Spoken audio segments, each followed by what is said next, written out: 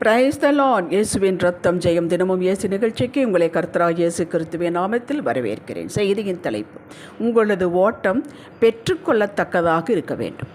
ஆதார வசனம் எபிரேயர் 12:1.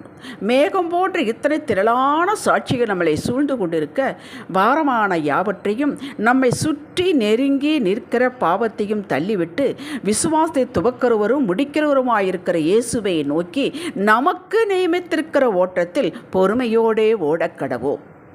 தேவ அபிஷேகம் பெற்றவர்களே, பாவங்கள் எவை, குற்றங்கள் எவை, அநியாயங்கள் எவை, துன்மார்க்க செயல்கள் எவை என்று உலகம் சொல்வதை வைத்து நாம் நிர்ணயிக்கக்கூடாது. வேதம் பொருளாசியை பாவம் என்கிறது, விக்கிரகம் என்கிறது. பயப்படுகிறவன், அவிசுவாசியை வேதம் துன்மார்க்கன், பாவிகள் லிஸ்டில் வைக்கிறது. எவைகளெல்லாம் நம்மை நம் தகப்பன் கர்த்தரை விட்டு பிரிக்கிறதோ, நம்முடைய மனதை கடினப்படுத்துகிறதோ, அவைகளெல்லாம் பாவம்தான். வேதம் அத்துபடி ஆலயத்தில் முதல் ஆளாக போவது, சத்தமிட்டு ஆராதிப்பது, தசமபாகம் காணிக்கை செலுத்துவது, இது எந்த குறையும் வைக்கவில்லை என்றாலும் உள்ளத்தில் மற்றவர்களை குறித்த கசப்பு, வெறுப்பு, மன்னிக்காத தன்மை, கடின இருதயம், மேட்டுமை இருந்தால் இவர்களை பார்த்துத்தான் சொல்கிறார், நீங்கள் யாரென்று அறியேன், அக்கிரமக்காரர்கள் என்னை விட்டு அகன்று போகுங்கள் என்று. ஆதாம் ஏவாள் ஒரு பழத்தை பறித்து சாப்பிட்டார். இது என்ன பாவமா என்று பல பேர் கேட்கிறார்கள். வேண்டாம், அது உங்களுக்கு நல்லதல்ல என்று கர்த்தர் ஒதுக்கின தள்ளி வைத்ததை இவர்கள் கட்டளையை மீறி எடுத்தார்கள், சாப்பிட்டார்கள். விளைவு பயம் வந்தது, ஓடி ஒளிந்து கொண்டார்கள். வேண்டாம், செய்யாதே என்று சொன்னதை, வேதத்தினுடைய பிரமாணத்தில் கட்டளையில் இருப்பதை செய்வதும், இதை செய் என்று சொன்னதை தெரிந்தே அறிந்தே செய்யாமல் இருப்பது பாவமே. இப்போ நீங்களே வரையறுத்து கொள்ளுங்கள். ஆதாம் ஏவாளை போல நாம் ஓடி ஒளிந்து கொள்ள மாட்டோம். பயம் வரும், சந்தேகம் வரும்.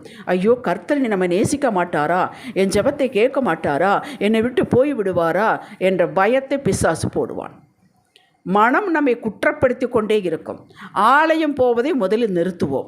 வேதம் வாசித்தால் வார்த்தை நம்மை குற்றப்படுத்துமே, குத்துமே என்று வாசிக்க மாட்டோம். இப்படிப்பட்ட செய்திகளை கேட்பதிலிருந்து கொஞ்சம் விலகுவோம். ஏன், ஏதாவது எச்சரிப்பு வார்த்தை வருமோ என்று பயந்தான். ஆக கொஞ்சம் கொஞ்சமாக தேவ சமூகத்தை விட்டு விலகுவோம். இனி ஒருவன் வருவான், திண்ணை எப்போ காலியாக நம்ம போய் உட்காரலாம் என்று பார்த்து கொண்டே இருந்தது போல வருவான் பிசாசு. மக்களே, இது பாவமா, அது பாவமா, நான் செய்து சரியா தவறா என்று லிஸ்ட்டு போட்டுக்கொண்டு நாம் வாழ முடியாது. எல்லாவற்றையும் வலக்கையால் இடக்கையால் தள்ளிவிட்டு ஒன்றை கொஞ்சம் கொஞ்சமாக கூட்டிக்கொண்டே நடக்க வேண்டும். அதுதான் தேவ சமூகத்தின் நெருக்கம். நீதிமான்களை கிருபை சூழ்ந்து கொள்ளும் என்றிருக்கிறது. உங்களுக்கு கண்ணுக்கு தெரியாது. நீங்கள் ஆண்டவரை நெருங்க நெருங்க, வேதம் வாசிப்பதை அதிகப்படுத்த, அவர் சமூகத்தில் அமர்வதை அதிகப்படுத்த, அவரை துதிப்பதில், ஸ்தோத்தரிப்பதில், அவர் நாமத்தை சொல்லுவதில் அதிகப்படுத்த, ஜெபத்தை கூட்ட கூட்ட, அங்கு உங்களுக்கு கண்ணுக்கு தெரியாது உங்களை சுற்றி அக்கினி வேலி அடைக்கப்படும். அதாவது தேவனுக்கு பிடிக்காத அருவருக்கும் செயல்களை நாம் செய்யாமலும் அவர் விரும்புகிறதை செய்யவும் இந்த கிருபை நமக்கு உதவி செய்கிறது. நம்ம சொந்த பலத்தில் ஒன்றும் போராட வேண்டிய அவசியமில்லை. நமக்கு தினமும் புத்தமுது கிருபை. சவால்கள் பெருகினால் கிருபையும் பெருகும். இதற்கு நமக்கு பெரிய உந்துதலோ கஷ்டமோ இராது. ஆவியானவர் அருமையாக நம்மை வழி நடத்தி தப்புவிப்பார். அப்படிப்பட்ட ஆட்களை நம்மிடமிருந்து அகற்றி விடுவார், அல்லது நம்மை அவர்களிடமிருந்து பிரித்து கொண்டு வந்து விடுவார். குளிரை போக்குவதற்கு குளிரே போ போ என்றால் போகாது. நாமும் நடுங்கிக் கொண்டே சகித்து கொண்டே வாழ வேண்டும் என்ற அவசியமும் இல்லை. நெருப்பை மூட்டி உஷ்ணத்தை அதிகப்படுத்தும் போது போதும். இதைத்தான் யாபேஸ் தன் ஜெபத்தில் கேட்டான். 1 நாளாகமம் 4:10 தீங்கு என்னை துக்கப்படுத்தாதபடிக்கு அதற்கு என்னை விலக்கி காத்தருளும் என்று வேண்டிக் கொண்டான். தீங்கு உலகத்தில் இருக்கத்தான் செய்யும், அது நம்மகிட்ட வரக்கூடாது, துக்கப்படுத்தக்கூடாது. அவன் வேண்டிக் கொண்டது தேவன் அருளினார் என்கிறது வேதம். நாம் உலகத்தை விட்டு விலகி போய் வாழ முடியாது. உலகம் பாவத்தில் நிறைந்துதான் இருக்கிறது. அந்த பாவம் நம்மை ஆட்கொண்டு விடும் என்று அறியாமையில் வாழக்கூடாது. நாம் கர்த்தருக்கு பயந்து எப்போதும் போல நமது மனம் உணர்த்தும் போது அதற்கு மதிப்பு கொடுத்து கர்த்தரை தேடுவது இன்னும் அக்கறை கொண்டு ஜெப வாஞ்சியை அதிகப்படுத்தும் போது, உண்மையும் உத்தமமாய் நடக்கும்போது நம்மை சுற்றி அக்கினி வேலி உண்டு. உங்கள் பிள்ளைகளை சுற்றி அக்கினி வேலி உண்டு. உங்கள் குடும்பத்தை சுற்றி உண்டு. நீங்கள் எந்த இடத்தில் போனாலும் அந்த இடத்துல சகாயம் கிடைக்க ஆவியானவர் செய்வார். பரலோக பாதுகாப்பு உங்களுக்கு உண்டு. பரலோக உதவியும் உங்களுக்கு உண்டு. தாவீதுக்கு கிடைத்ததே.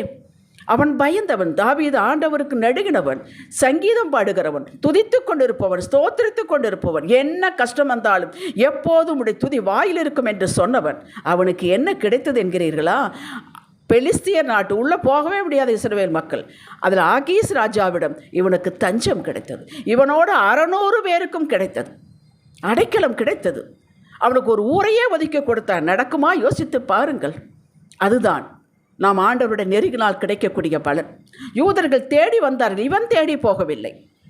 யோசேப்பு, ஐயோ இது பாவம் என்று கர்த்தர் என்னை பார்த்து கொண்டிருக்கிறார் என்று தன்னுடைய வஸ்திரத்தை விட்டு ஓடி போய்விட்டான். சபாஸ், நீ அருமையாய் செய்தாய் என்று அவனுக்கு கிஃப்ட் கொடுக்கவில்லை, ஜெயில் தான் கிடைத்தது.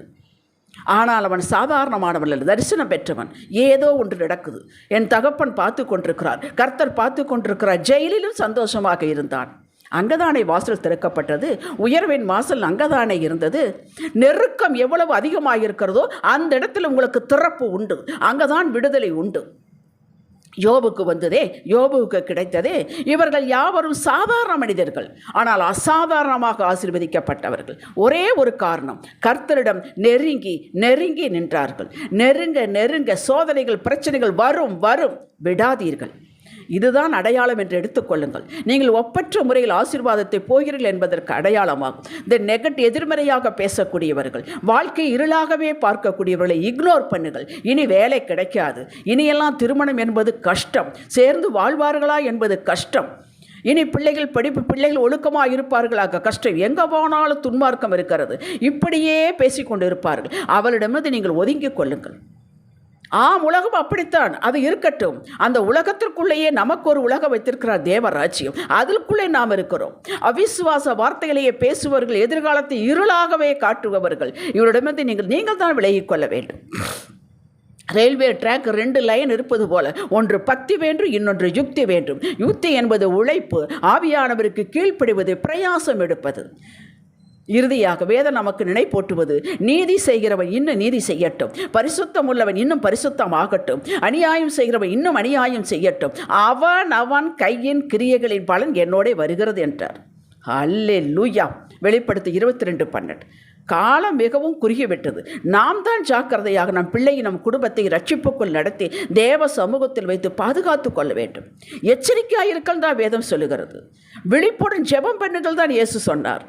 இது தெரியாது. மார்க் 13:33 வாசித்து பாருங்கள். இந்த நாளை நீங்கள் அறிய, என்ன கஷ்டம் எப்போது வரும் யாருக்கும் தெரியாது, ஆகையால் எச்சரிப்பாயிருங்கள், விழித்திருந்து ஜெபம் பண்ணுங்கள். அப்படித்தான் சொல்லுச்சு.